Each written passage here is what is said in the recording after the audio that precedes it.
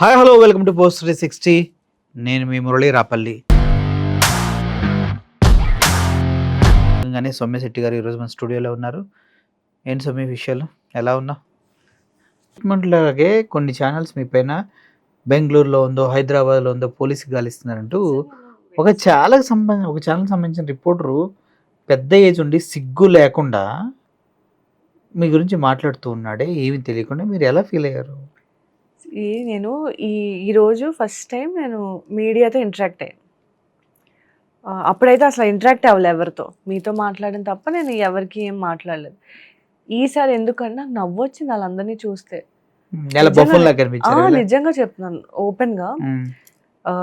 ఒక అమ్మాయి honey trap చేసిందంట, సిపి ఆఫీస్లోని కంప్లైంట్ ఉందంట అని చెప్పేస్తే ఇంకా పిచ్చి కూతుర్లని కూర్చుని దానివల్ల చెప్పాడని ఇంకా అదే చేసుకుంటూ వెళ్తున్నారు. వెరిఫై చేసుకోవాలా వద్దా అసలు ఈ అమ్మాయి నిజంగా చేసిందా లేదా అని చెప్పి, అంటే వాడు ఏది చెప్తే అది పోస్ట్ చేసేస్తారా, నాకు అసలు అర్థం అవ్వలేదు.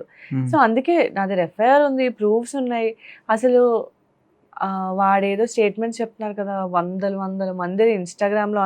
సార్ నా ప్రొఫైల్ ఫస్ట్ నుంచి చూసుకుంటే నేను కొలాబరేషన్స్ ఏం చేయలేదు. డబ్బు పిచ్చి ఉంటే కొలాబరేషన్స్ చేస్తాను. ఇంత ట్రాప్ చేసి ఎంతెందుకు కష్టపడాలి? కమిట్మెంట్స్ ఇస్తే మంచిగా నాకు మూవీస్ కూడా అయిపోతాయి కదా ఈజీగా, కష్టపడకుండా. కొలాబరేషన్స్ నువ్వు ఏం చేయను, నాకు నచ్చితే ఏదైనా ప్రాజెక్ట్ ఉంటే చేస్తా, లేదా లేదు. ఎవరిని ట్రాప్ చేసాను నాకు అర్థం అవ్వలేదు. రాజేష్ సార్ అన్నారు, అతను ఆడియో కూడా ఉంది. డైరెక్ట్గా అతను కాల్ చేసి అడిగితే, నువ్వు అప్పుడు పిచ్చిగా మాట్లాడావు. నేను యూజ్ చేసుకున్నాను అతను మాట్లాడడం ఎందుకు, ఫస్ట్ పాయింట్. తర్వాత నేను ఏదో మాట్లాడేశాను, జెలస్తో మాట్లాడేశాను. అసలు ఫస్ట్ ఆఫ్ ఆల్ నాకు అప్పుడు నేనున్న సిచ్యువేషన్కి నువ్వు మాట్లాడుకుంటే నేనే చచ్చిపోయి ఉన్నాను. నువ్వేం మాట్లాడితే నాకెందుకు, సరే తప్పు అయిపోయిందని చెప్పినాను కదా, ఇట్స్ ఓకే ఫైన్ వదిలేసా. అదే డిలీట్ చేసేస్తా అని చెప్పి ఇతను అన్నాడు. బట్ డిలీట్ చేయకుండా ఇప్పుడు హీ యూజ్డ్ ఇట్. ఒక వీడియో, ఒక ఆడియో కాల్ బయటకు వస్తుంది, మీరు చాలా బూతులు మాట్లాడుతూ ఉన్నారు. అది కేసు పెట్టిన తర్వాత సార్, అంటే లిటరల్ నాకు అంత రేజే రాదు, నేను విసిగిపోయి ఉన్నాను. కేసు పెట్టే కూడా ఇంకా ఎక్కువ బ్లాక్మెయిల్ చేస్తున్నాను నన్ను. ఎలా వస్తావా రావా అని చెప్పి. నువ్వు ఇప్పుడు నేను ఎంత యాక్చువల్లీ హెరాస్ అయిపోయి అన్ని కేసులు పెట్టుకున్నాను. మ్యామ్ని థ్రెటన్ చేస్తున్నాడు, నీ వల్లే ఇలా అయింది, లేదంటే దానికి బుర్రే లేదు, కేసు పెట్టేంత ధైర్యమే లేదు, మధ్యలో దూరి నువ్వు దీనికి ఇవన్నీ నేర్పించాను. మ్యామ్ని బూతులు తిడుతున్నాడు, నన్ను బూతులు తిడుతున్నాడు. అవేం రికార్డ్ చేయలే. రికార్డ్ చేయకుండా నేను తిట్టిన మాత్రమే పబ్లిష్. అందులో కూడా నేను ఏం తిట్టాను, నన్ను నాశనం చేస్తావు, నా ఒళ్ళు పాడి, నా బాధే ఉంది కదా, ఇంకేంటి మహాత్ముడు నువ్వు, నన్ను పాడు చేస్తావు నాయన, అలా ఉంటుందా నా వర్షన్? కేసు పెట్టే కూడా ఆబ్వియస్లీ తిడతాను కదా. నా అంటే నేను అసలు గట్టిగా నోరెత్త అరలేను, అలాంటిది నాతో అన్ని బూతు, అంటే ఎంత హెరాస్ చేసి ఉంటాడు అతను.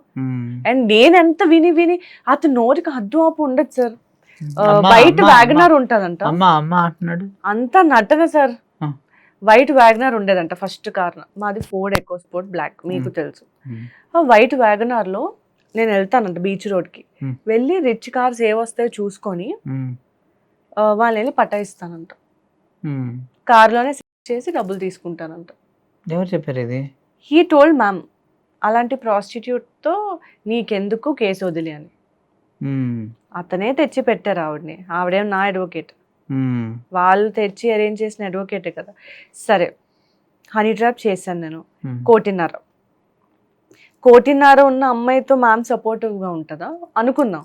ఆ దగ్గర ఎన్ని కోట్లు ఉన్నాయి, వాళ్ళకే కదా సపోర్ట్ చేయాలి. ఒకవేళ మ్యామ్ డబ్బు మనిషి అయితే అడ్వాన్స్ వాళ్ళు ఎంత ఇచ్చారో నీట్గా ఇచ్చేసాను సార్.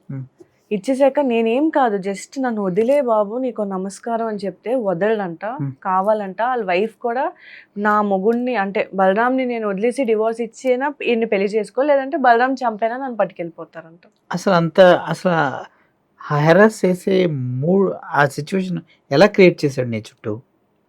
ఫస్ట్ నన్ను రావడమే అందరినీ కట్ చేశాడు సార్. కట్ చేసి ఇంకా అతనే ఫైనాన్షియల్లీ కూడా నేను అతని మీద డిపెండ్ అవ్వాలి అన్నట్టు మొత్తం చేసేసి, మ్యామ్ వచ్చిన తర్వాత మ్యామ్ నాకు లోన్ అది ఫ్లాట్ బుక్ చేసుకో, డబ్బులు వేస్ట్ అయిపోతే అదే అగ్రిమెంట్ అప్పుడు ఒక gold necklace gift in the sense డబ్బులు కాకుండా అగ్రిమెంట్ ప్లస్ అది తీసుకో, నీ బంగారం అది పోయింది కదా, డబ్బులు వేస్ట్ చేయకు, నువ్వు గోల్డ్ లేదంటే ప్రాపర్టీ మీద ఇన్వెస్ట్ చేయి 40 lakhs అని చెప్పారు. అంటే నీకు 40 lakhs సినిమాకి ఇస్తున్నారు, 3 సినిమాల్లో ఇస్తూ ఉన్నారు. ఆ టైంలో నీకు గోల్డ్ ఇచ్చారు. ఎందుకు ఇచ్చారు? డబ్బులు అయితే వేస్ట్ అవుతాయి, సో గోల్డ్ నీది పోయింది కదా, దొంగతనం వాళ్ళంతా తీసుకున్నారు కదా, ఈ గోల్డ్ తీసుకోండి అంటూ నీకు ఇచ్చారు. తర్వాత నేను ఒక 15-20 daysలో వస్తాను, ఏదైనా ప్రాపర్టీ బుక్ చేద్దామని చెప్పారు. సో నేను అప్పుడు అడిగాను, సార్ బుక్ చేస్తాం సరే, వాట్ అబౌట్ లోన్ ప్రాసెస్, అది నేను ఎవ్రీ మంత్ ఈఎంఐ అది ఎలా కట్టుకుంటాను, ఎందుకంటే బలరామ్ శాలరీతో కార్ ఇది కేసు ఇవన్నీ చూసుకున్నా, నేను ఇప్పుడు వర్క్ చేస్తే ఆ ఎక్స్పెన్సెస్ అలా సరిపోతున్నాయి. సో ఎలా సార్ అంటే, మనం ప్రాజెక్ట్ అది చేస్తాం కదా, 50K మంత్కి ఎర్న్ చేయలేవా ఏంటి, నేను నీకు సోర్సెస్ అని చేస్తాను అని చెప్పి. రాజేష్ సార్ ఆ క్లిప్పింగ్ అసలు ఎందుకు మాట్లాడాల్సి వచ్చిందంటే, నేను అతనికి చెప్పాను ఇంకా వర్క్ చేయనంటే, మరి ఎలా అమ్మ డబ్బులు అవి ఎలాగా అన్నారు.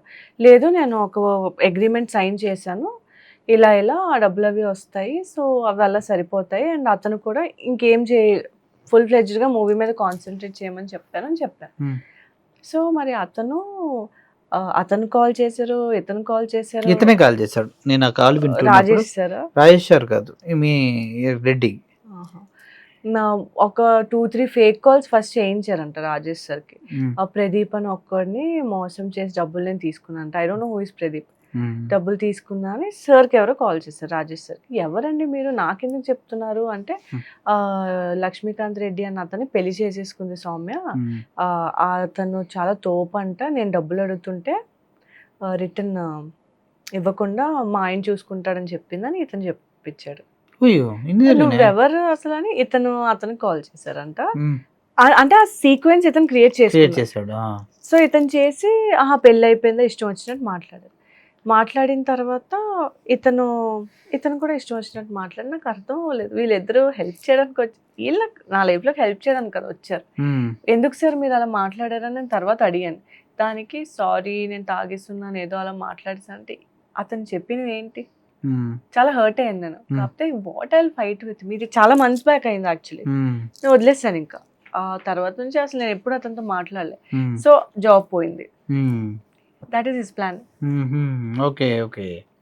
ఎయిర్ హోస్టెస్ పైలట్ కావాలి అన్నదే మీ కల అయితే ఏరో ఫాల్కన్స్ ఏవియేషన్ అకాడమీ అడ్మిషన్స్ కోసం డిస్ప్లేలో కనిపిస్తున్న నంబర్స్ కి కాంటాక్ట్ చేయండి.